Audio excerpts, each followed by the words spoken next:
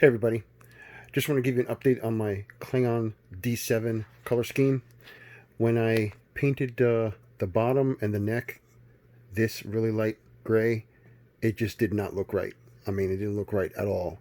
So I decided just to go with the green and dark gray on pretty much everywhere. I haven't repainted this top. I think I'm going to repaint that green also, just for a contrast.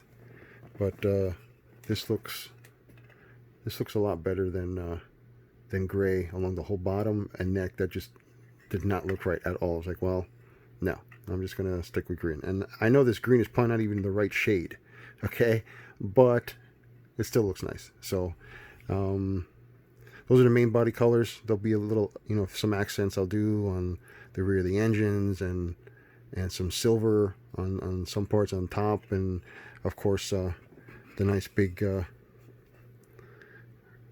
red lit up area here.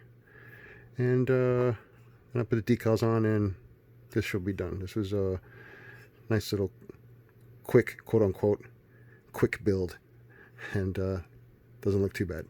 All right, guys, I'll give you a final update when I'm finished.